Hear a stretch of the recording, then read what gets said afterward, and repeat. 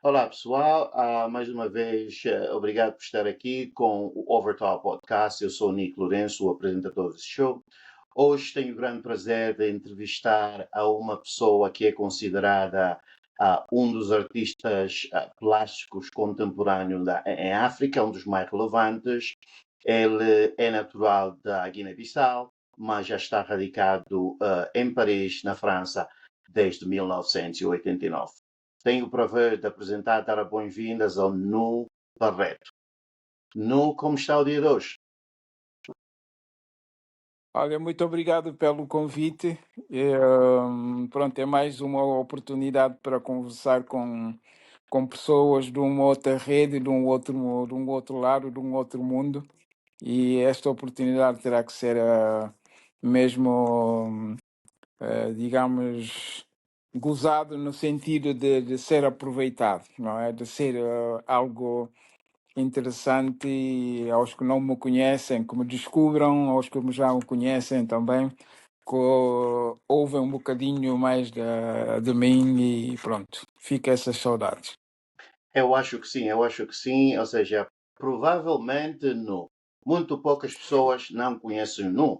O Nu é muito conhecido, ou seja, mundialmente já expôs em várias partes do mundo. Eu estou a falar dos Estados Unidos, Brasil e pronto, e Europa, então é como a sua casa.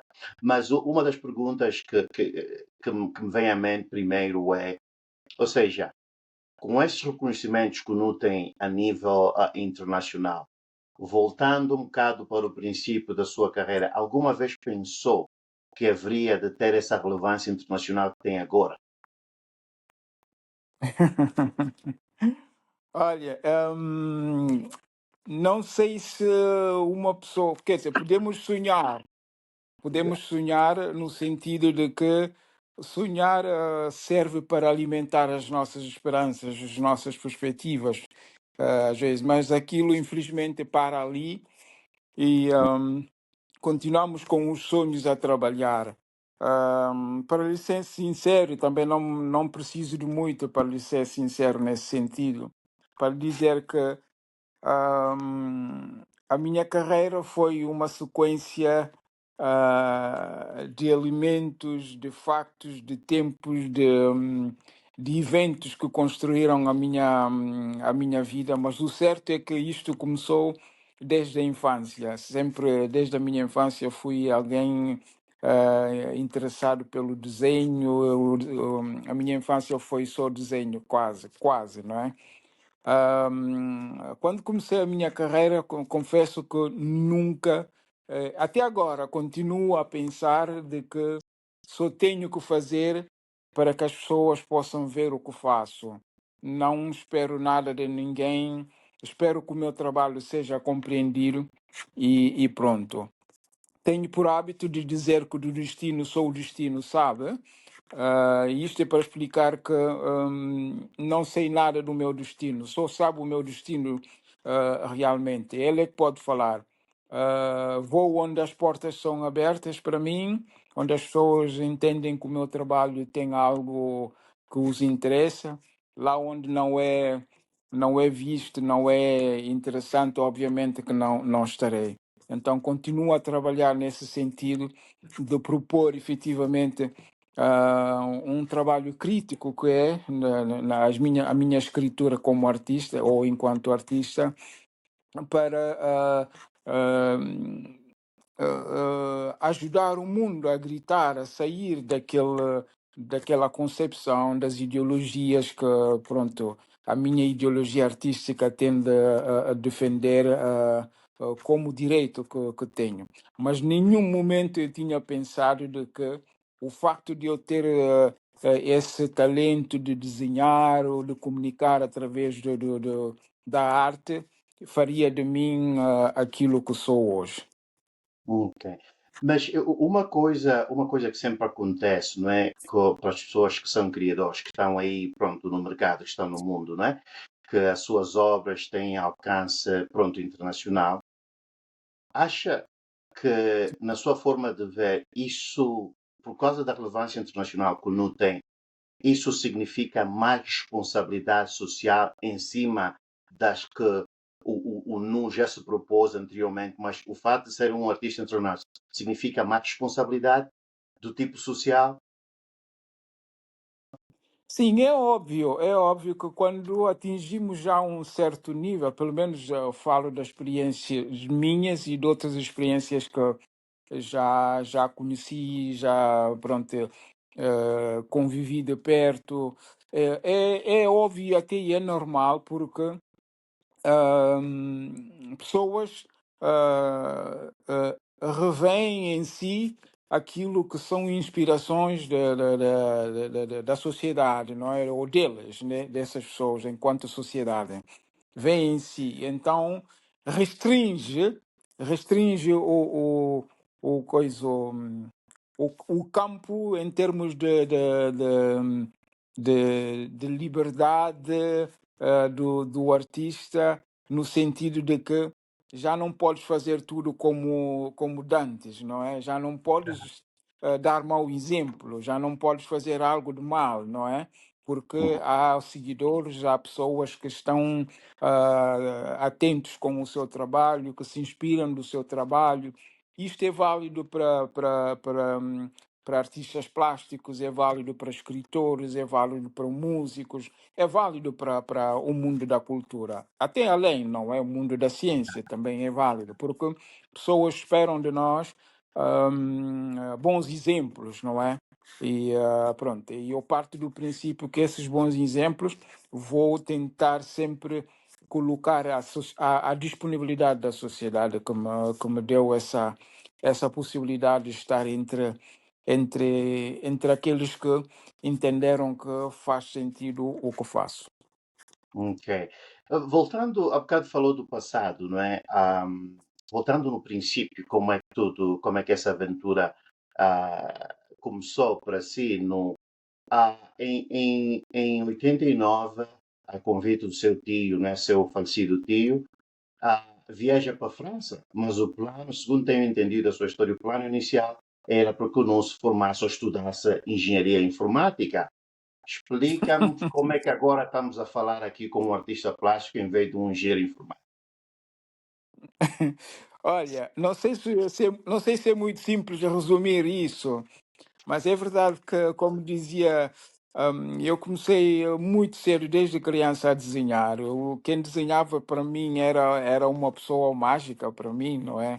Tanto que eu tive um irmão mais velho, o único que eu tive, e ele desenhava também perfeitamente, mas é daquelas pessoas que o dom de desenho não lhe dizia nada, não era para ele algo importante. Mas pronto, eu aprendi com ele em casa, não é? Aprendi com ele em casa. Foram poucas lições, foram poucas aulas, mas aprendi bastante com ele, com o seu trabalho. E fui desenhando assim, fui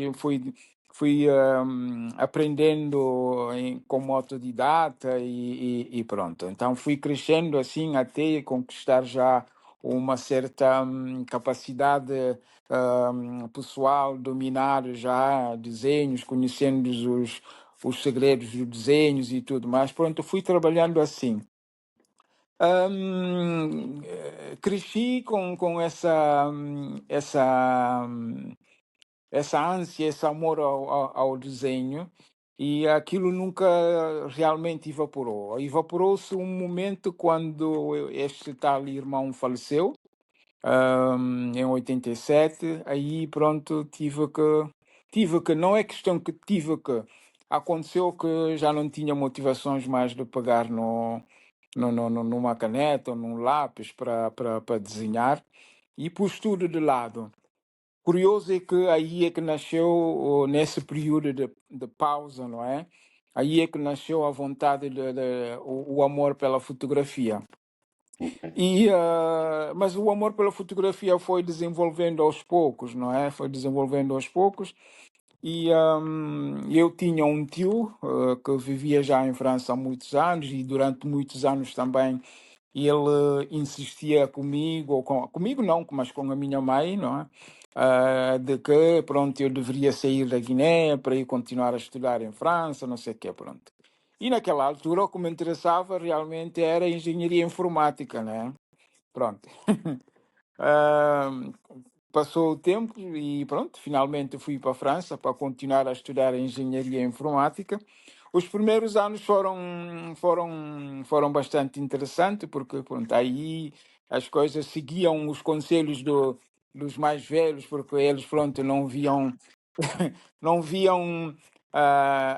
outra coisa que, pronto, ou é médico, ou é engenheiro, ou não sei o que mais. Só Sim, essas formações é que me interessavam, era importante. Mas também compreende-se, não é? E, ah, e eu chegou uma certa altura que eu já não me sentia nada virado àquilo. exato. A paixão pela fotografia voltou, surgiu e eu, pronto, fui fazendo, até num belo dia que, pronto, achei que era já um momento propício para anunciar ao meu tio que, pronto, já não quero continuar a estudar a engenharia informática, para mim aquilo não fazia sentido, Uau. não era aquilo que eu queria. E aí começou a desavença. Não é? Ter sido, A conhecendo os desavença. mais velhos africanos, uau. Yeah, yeah. E a desavença começou ali, não é? A Pois, desavença começou ali e pronto, chegou num ponto em que as coisas já não eram possível e pronto, perguntou-me se eu tinha, se eu pensei que um dia terei dinheiro suficiente para pagar os sanduíches nas ruas para comer, não é? Eu disse que, havendo ou não, pronto, tenho que assumir. E ele disse-me, então, se deves assumir aquilo, a partir de hoje já não podes morar aqui comigo, porque não podes estar aqui.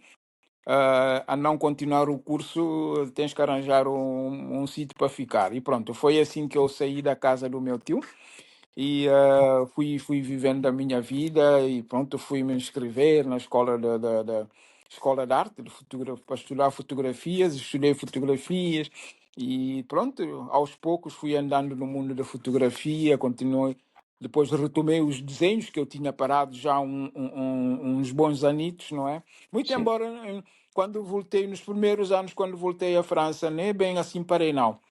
Eu me lembro quando voltei em França, eu retomei os desenhos aos poucos, desenhava pelo caminho, quando estava nos metros, nos comboios, eu desenhava bastante. E pronto, só que era uma coisa assim esporádico, não é? Fazia. Uhum. E pronto, tinha que assumir-me quando saiu a casa do meu tio, pronto. Fui à escola, estudei, não sei o quê, e pronto, eu continuei. Depois houve essa oportunidade de expor pela primeira vez aqui em França, graças a uma amiga portuguesa que eu tenho, chamada Maria Filomena Canadas, que me Uhum. convidou pela primeira vez. Nem sequer tinha visto o meu trabalho, não é? Convidou-me, as minhas pinturas não tinha visto. Só basta dizer, olha, sei pintar, sei desenhar, não sei o quê, e pronto. E ela disse, olha, a exposição era sobre literatura, não é? Exato. Para representar a Guiné, pronto, ou enquanto guineense, nós convidamos para a exposição. E foi assim. Continuei até agora, o bichinho está aqui. Agora, para fechar esta história com o meu tio, talvez a parte muito mais interessante, que eu compreendo perfeitamente, porque é uma questão geracional, não é? É uma questão de Exato. geração. Sim, o meu tio pertencia a uma outra geração, aquela geração que entendeu que a cultura, a arte, não era uma coisa fácil em termos de segurança de vida, não é? E pronto, então tinha que reagir da forma como reagiu, pensando que eu teria, talvez voltava, fazia um comeback, digamos, para Exato. aquilo que foi o meu coisa, a ideia inicial, não é? Mas pronto, tempos passaram, não é? E ou, já quando se falava de mim, teve a oportunidade de ler coisas sobre mim que apareciam, via-me nas televisões, não sei o quê, e tudo, pronto. Aí já compreendeu que, efetivamente, o antigo futuro engenheiro já não está realmente num outro mundo, né? E Exato. pronto. E eu fui fui um dia levar, levei o meu filho, por acaso, levei o meu filho, que era para conhecer, porque o conheceu era bebê, e Uhum. pronto, e ele aproveitou-se ali nesse instante para pedir desculpas do seu gesto, daquilo que aconteceu, e depois confirmou que, pronto, via muitas coisas sobre mim na televisão, ou lia nos jornais, não sei o quê, e pronto, queria agradecer-me. Pronto, aquilo para mim é uma história que já passou, são histórias minhas, não é? Sim, E mas infelizmente, pronto, faleceu. Quando faleceu, eu dediquei o ano inteiro, todas as minhas exposições foram homenagens ao meu tio, porque foi de uma certa forma. hum, Acho que se eu conseguir chegar à França e estar aqui, foi de uma parte do seu apoio, da sua responsabilidade, da sua benevolência, digamos, e isso sinto-me grato com isso. É por isso que, pronto, fiz o que pude quando faleceu e, pronto, senti também muito honrado de ter homenageado desta forma e essa é a história muito, muito bonita. é muito bonita e tu és, eu devo dizer, tu és um bom sobrinho, és um sobrinho agradecido. Isso diz muito de ti. E também, por outro lado, é interessante do que ou seja, eu não passei, a minha história e a tua não são exatamente igual, mas como eu te dizia em off há bocado, também foi parecido, né? Uhum. Seguramente os meus irmãos não sabem disso, porque eram muito novos quando eu saí de Angola. Foi um bocado parecido. O meu pai também disse: Olha, e eu conto essa história muitas vezes quando entrevisto gente da nossa terra, africanos como nós, pá, Hum, ou doutor, ou engenheiro, e eu também passei por isso, não é? O meu pai não uhum, me obrigou, mas era uma obrigação indireta. Quando, sabe uhum, como é que nós somos em relação aos mais velhos em África? A maior parte de nós uhum, respeitamos os mais velhos, né? Sejam eles uhum, pronto, sábios ou não, mas o fato de ser mais velho, nós temos que ouvir. E também passou um uhum. bocado, né? Sim, E, sim, pois, sim, sim. Hum, o interessante da tua história é que, ao final, tu agora estás a validar o ponto de vista dele, porque é que ele pensava assim, hum, e depois, já depois de muito tempo, ele também validou, epá, pronto, não teve razão de rejeitar a ideia e pelo caminho que foi, porque, prontos, uhum, aqui está a fazer sucesso, isso é lindo, né? E falando uhum. um bocado de sucesso da tua parte, eu queria, tu estudaste numa escola muito prestigiosa, né? Não sei como é que se diz em francês, École Nationale de Imagens, de Dublin, não é? Eu queria saber, É, tu, no uhum. princípio da tua carreira, tu estavas mais ligado à vertente surrealista, não é? Agora utilizas muito a colagem, utilizas, ou seja, desenho no papel, ou seja, como se, e corrija-me se estou errado, é uma vertente um bocado do surrealismo. A escola onde estudaste tem a ver com essas influências de surrealista para a colagem e vice-versa, ou foi uma mudança orgânica que aconteceu naturalmente? A escola onde eu estudei é uma escola, naquela altura, era uma escola especializada em fotografias, que o Pois. passado era uma escola de tapiçaria, que depois, pronto, abriram a vertente de fotografias e ficou uma coisa, uma escola bastante importante. Depois, mais tarde, eles vieram a distinguir-se no mundo como escolas de referências em formar alunos que te fazem trabalhos de 3D, não é? Uhum. Esses trabalhos de três dimensões, Pois. desenhos animados, não sei quê, não sei quê. E ali que os americanos do Silicon Valley, não sei quê, vieram buscar alunos ou vêm buscar alunos dessas escolas. Isso estou a falar muitos anos depois, não é? E essa Uhum. escola, a Gobelin acabou por ser uma escola de referência, porque muitos desses alunos que saíram dessas escolas estudando o coisa, o 3D, trabalharam nos grandes filmes de animações nos Estados Unidos e aquilo explodiu realmente, aquilo explodiu. Certo. Do surrealismo, aquela escola não tem absolutamente, absolutamente nada, senão os próprios alunos que são formados, porque todos os artistas somos surrealistas, Ok. na minha interpretação. cada um interpreta o seu surrealismo da sua forma. Pode ser em realismo, pode ser em impressionismo, ou outras formas do cubismo, outras formas de traços artísticos de cada um de nós, mas todos os artistas são surrealistas. Ahm, Nesse caso, é uma mera coincidência, não é? Aquilo que é o meu fonte, ou, aliás, desculpa, a minha fonte de inspiração sempre começou desde o início com o surrealismo. Uhum, O surrealismo profundo, né? Estou a falar do surrealismo profundo. Depois comecei a desligar-me aos poucos e tentando utilizar outros tipos de médiums de trabalho, não é? Para poder diversificar também a minha prática, não ficar essencialmente a utilizar telas e pincéis, com aquilo que fica clássico, não é? Fica uma abordagem clássica. Essa abordagem clássica, e eu não gosto de ficar fechado dentro disto. Daí que, olha, diversifiquei o meu trabalho fazendo desenhos, até na forma de desenhar acabei por sair daquilo que é o realismo guinense que eu tinha, não é? Que é o estilo guinense de predominância. Acabei de sair, construir ou reconstruir, deformando as minhas personagens, porque cruzei outras histórias.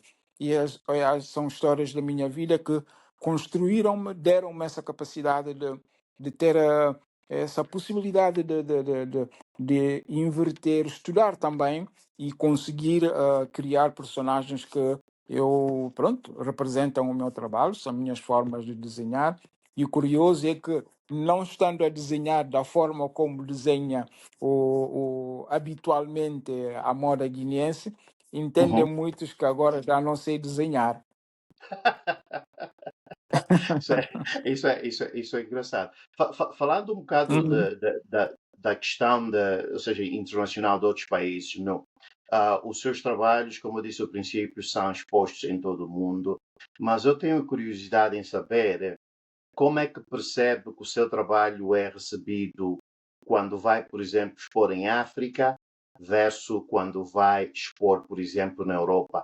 Existe eu não diria abordagem, mas existe uma percepção, um recebimento diferente, mais para além da questão financeira, né, onde se compra mais ou menos. O que é que acha a este respeito?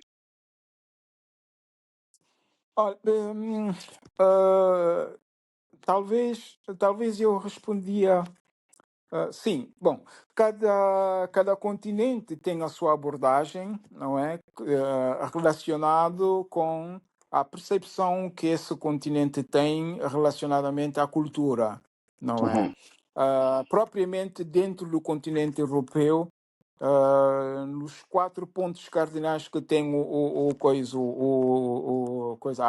a Europa, as abordagens são diferentes, não é? Posso lhe dar um exemplo.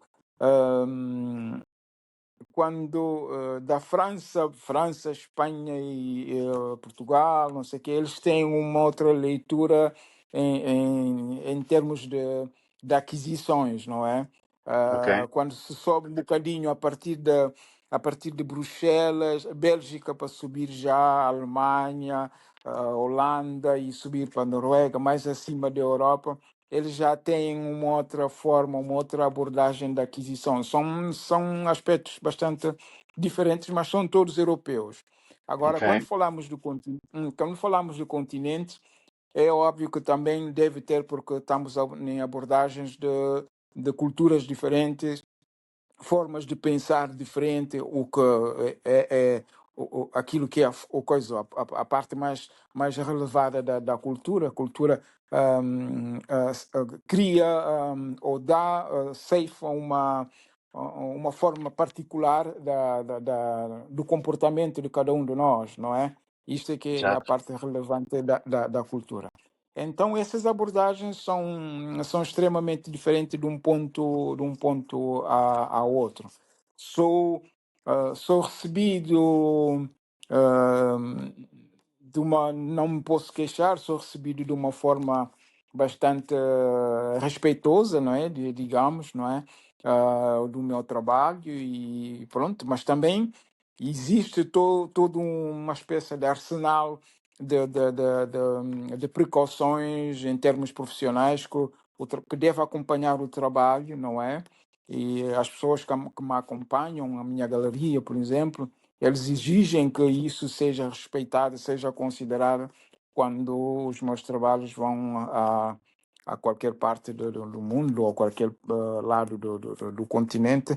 E isso é normal, porque do nada podemos descair, não é? Então temos Exato, sempre que lutar a manter qualidade no trabalho. Eu acho que isso que é mais importante. Aquilo que é da aquisição, como disse, não é? Hum, Depende, é um mundo bastante aleatório, não é? Onde a aquisição nunca é algo já adquirida, não é? Nenhum artista tem essa capacidade de decidir sobre a aquisição, não é? O ok, destino faz as coisas. É assim é que eu vejo as coisas. O destino faz as suas coisas. Há países que são muito mais rápidos, há culturas, não é país? Há culturas que são muito mais rápidos em termos de aquisições e há culturas onde aquilo leva muito tempo e pronto. Mas às vezes exato. é um pouco contraditório, depende, não é? Depende de muita coisa, não é? E eu posso lhe dar um exemplo que foi bastante interessante para mim. O National Museum of African Art do Smithsonian em Washington, D.C., quando compraram uma obra, uma bandeira minha, porque tenho uma produção de linhas de bandeira, e aquilo não durou muito tempo, não é? Para a Ok. aquisição não durou muito tempo. Até porque a minha galeria disse: olha, isso é muito estranho, porque eles fizeram a aquisição de uma obra de um outro artista da galeria. Aquilo levou um ano e tal, mas o teu foi tão rápido e pronto. Então isso depende, não é? Isso depende. Pode ser rápido como pode não ser. Ah, ok.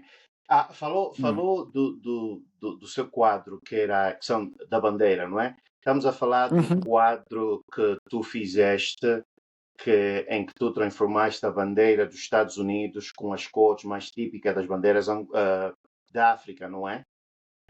uhum, Que para ti é uma obra importante no teu repertório porque fala de aspectos específicos dos problemas políticos que nós temos em África, né? Tu chamas, por uhum, exemplo, os Estados Desunidos da África. Olha, uhum, é interessante. Eu, quando vi a pintura, eu achei interessante. A princípio, eu não percebia bem, mas uhum. depois, quando li um bocado, é interessante. A pergunta para ti não é a seguinte, ou seja, porquê Estados Unidos da África? Por que é que achas que os esforços que estão a ser feitos para unir a África, pronto, não vão a lado nenhum? Eu quero ouvir a tua opinião, porque as tuas obras têm um alto conteúdo, vamos lá, de ativismo político, né? Falas muitas injustiças em África, dos problemas em Uhum. África, não só no teu país de origem, mas também em toda a África. Fala-nos um bocado porquê os Estados Unidos da África. Ahm, como eu dizia há bocadinho, dentro da minha criação tenho. Eu entendo que sou um artista, dizem engajados, outros dizem artistas ativistas, não compreendo. Sou um artista pura e simplesmente. Entendo que sou um artista que defende causas sociais, um artista que se preocupa com a indiferença no mundo, com a diferença no mundo, não é? Aquilo que são defeitos dos supostos seres humanos. E eu digo seres a humanizar. Somos seres a humanizar. Ahm, a história daquela bandeira nasceu de uma questão que eu me coloquei a mim mesmo. Qual poderia ser a minha contribuição enquanto artista que sou dentro da construção crítica da minha sociedade, do meu continente? Assim nasceu a ideia da bandeira. E fui pesquisando assim por alto, achando, ok, perguntando assim, então, ok, a África é uma potência. Sim, é uma potência porque o mundo inteiro, sem a África, o mundo inteiro seria impensável. E fiquei assim, ok, é uma potência. Então, nesse caso, uma potência, estamos a falar de união. Houve uma altura que se falou da União Africana, não é? Exato. Aquele projeto, o projeto que era muito pegado ao Gaddafi, o falecido presidente Gaddafi da Líbia, e no Sim. qual, pronto, entendeu que devia fomentar aquilo ainda um pouco mais para dar alma, dar corpo e alma àquele projeto. Infelizmente, é um projeto que perturba bastante, não é? Uhum. Perturba hegemonias e aquilo não podia existir. Daí eu disse, ok, então, potência, sim, união, sim, ok, já tenho união. Então, união unidos, ok, mas será que somos unidos? Há uma parte um pouco ambígua dentro Sim. dessa leitura, mas é provocativo, não é? É um título É. provocativo. Então, eu peguei, como temos a bandeira americana, que é os Estados Unidos da América, eu achei que faria mais sentido estar a utilizar já uma bandeira feita que está Estados Unidos, estamos a falar de Estados africanos, só que Uhum. eu acho que nós não estamos unidos, então tem que ser desunidos. Daí a inversão de substituir a cor da bandeira americana e colocar as cores mais utilizadas das bandeiras das nações africanas, que é o vermelho, o amarelo, preto e verde. O preto fica nas estrelas, como nação, estrelas, como nação, e são 54 estrelas que aparecem nessas bandeiras que correspondem a 54 estados. Mas a bandeira em si, como representatividade ou como representação simbólica em termos artísticos nesse sentido, ou próprio, tanto figurativo, ou abstrato não é, porque é um corpo, Sim. tem uma forma do nacionalismo, tem uma potência imensa de uma nacionalidade, de uma nação, não é? Disso é que estamos a falar, de uma nação. Dos Estados Unidos, sim, Exato. é uma nação que congrega dentro de uma união com 50 e mais, só que pronto, não vou entrar em mais Uhum. detalhes, porque há mais, mas 50 são figurados na bandeira nacional.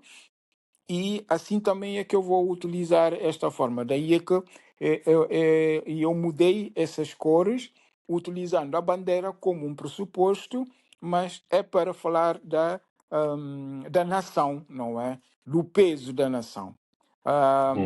Exato. Se lembra, o Jasper Jones, por exemplo, um artista americano, que usou a bandeira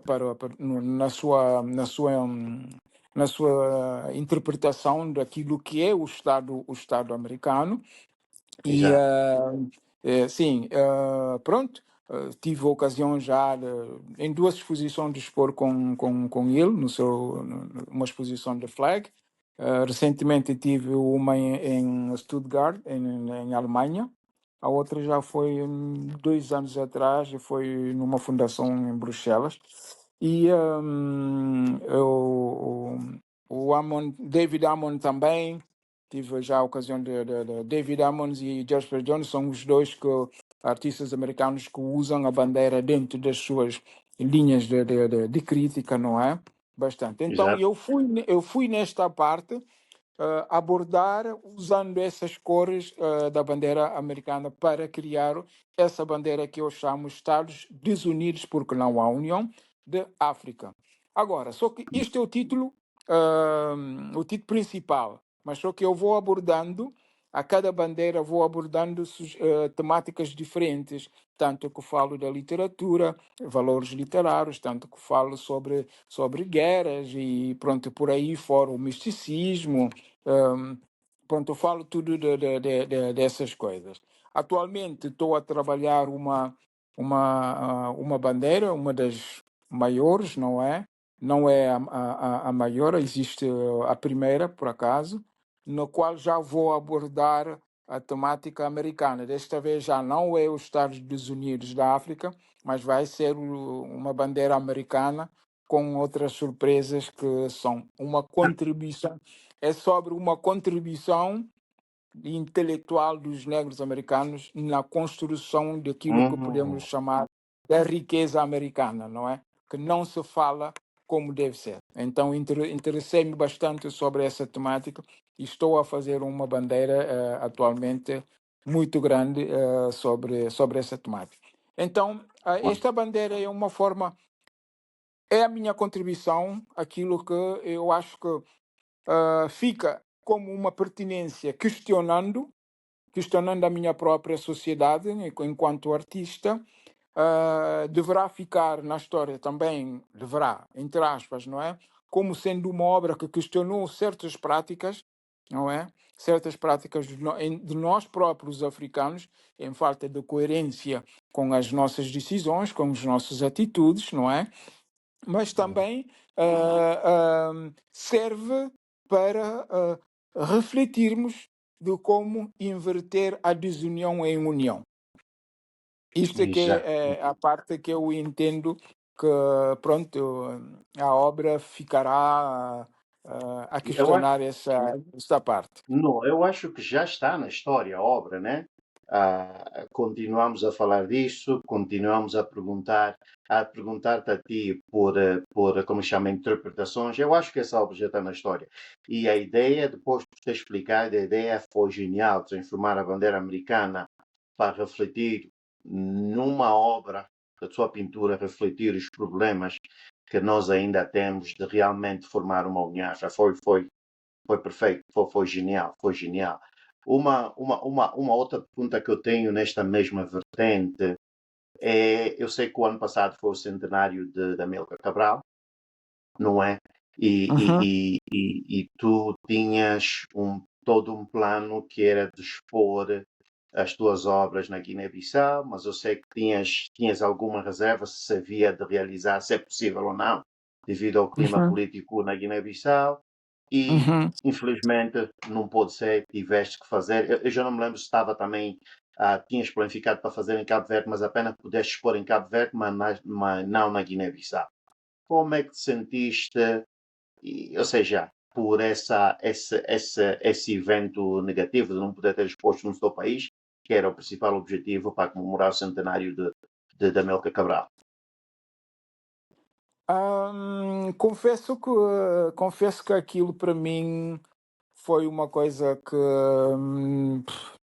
não me caiu bem, não, mas pronto, quem sou, não tenho decisões quando a política supera tudo, não é? Eu tinha desenhado aquele projeto do Centenário Cabral durante 2 anos antes, não é? 2 anos antes já comecei a trabalhar sobre o projeto. E a ideia que eu achei interessantíssimo era, era fazer uma exposição, aliás, duas exposições nos dois países com as mesmas obras, no Uhum, qual uma das obras seria cortar Cabral no meio, uma seria exposta na Guiné, a outra seria exposta em Cabo Verde, em termos provocativos, mas para questionar sobre aquilo que tem sido durante o longo do tempo a naturalidade de Cabral, é cabo-verdiano, não, é guineense, é não sei o quê, ponto. Achei que aquilo tinha bastante relevância e começámos a trabalhar. Contactei uma série de personalidades que responderam de imediato e, o interesse de participar em contextos no catálogo, não sei o que e tudo. Pronto, o tempo foi avançando e infelizmente a minha terra não está pronta para muita coisa.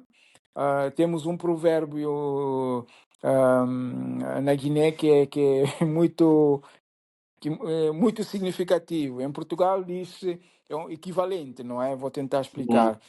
O provérbio português diz: ou se põe a luva, não se põe o anel, ou se põe o anel, não se põe as luvas. Na Guiné, yeah.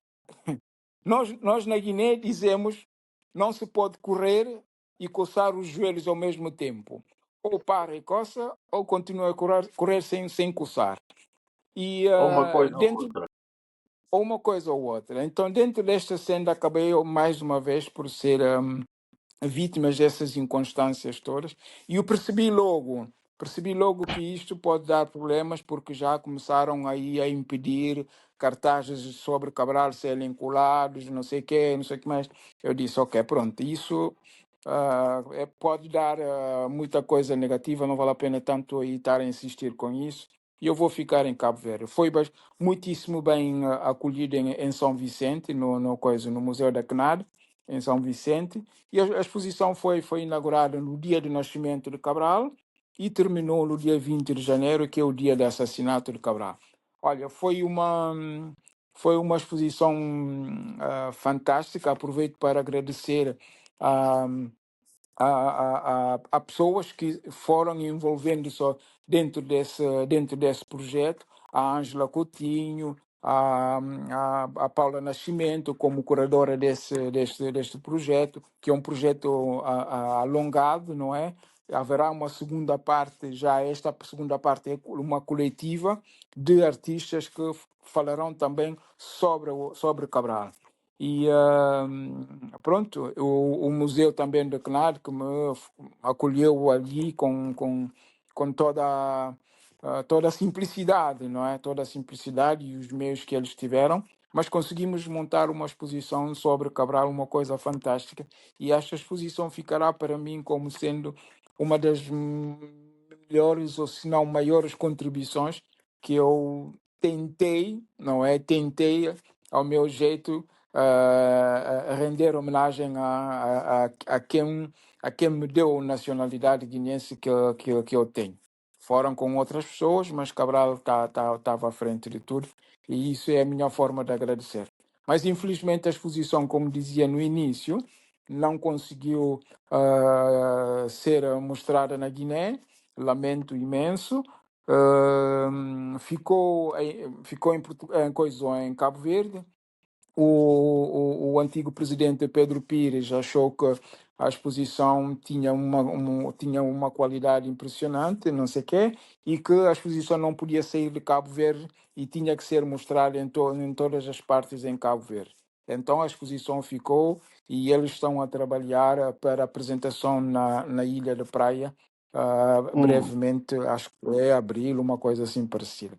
Pronto, foi isso a minha modesta contribuição para Cabral, e não sei se é suficiente, acho que não, farei sempre para ele. Qualquer contribuição eu acho que é válida. Eu tive a oportunidade de ver as fotografias, ou seja, na internet, né? Então, Uhum, agora que me explicou, agora entendo, porque eu tive a oportunidade de ver uma metade, ou seja, numa mesma parede, uma metade da foto de Cabral e do outro lado uhum, havia um espaço no meio. Eu não percebi bem aquilo, mas agora já entendi, não é? O plano inicial era fazer uma parte em Cabo Verde, outra na Guiné-Bissau. Achei uhum, genial, genial, obrigado. Meu irmão, uhum. eu quero agradecer por ter estado aqui a conversar comigo e dando a conhecer um bocado mais do teu trabalho, da tua história aqui à minha audiência, e eu quero convidar aí o Nu para que volte quando quiser. A porta está aberta, já és parte da família do Overtop Podcast. Para qualquer notícia, é só avisar e pronto, já não é preciso de convite, meu irmão. Agradeço sinceramente essa oportunidade, batemos papo, como se diz, não é? Conversamos, gostei da conversa e gostei da oportunidade que me se deu nesse espaço do Overtop, para que eu possa exprimir, falar um bocadinho sobre a minha andança, sobre o meu percurso, que não foi um percurso assim, foi um percurso de artista, com ambivalências da existência dessa da resiliência constante do artista, que nunca nada é ganho, mesmo sendo conhecido, estamos sempre na batalha, estamos sempre a pensar, a propor coisas para a sociedade. E isto acho que será aquilo que defenderei até o fim, e eu aquilo que gosto, e é um privilégio ser artista. confesso, e pronto, vou continuar a propor coisas e coisas importantes. Muito obrigado por me teres permitido mais uma vez falar de mim, falar um pouco daquilo que sou, e espero haver mais ocasiões para podermos dialogar, quem sabe, estando lá nos Estados Unidos ou numa outra parte. Agradeço profundamente e pronto, desejo longa vida ao seu programa e até breve. Muito obrigado, muito obrigado. E cuida-te muito e eu sei que vais a continuar a ter sucesso no teu trabalho e, de novo, seja em pessoa ou por esta via, eu sei que vamos voltar a falar. Pelo menos enquanto houver Overtop Podcast, nós vamos continuar a falar. Até já.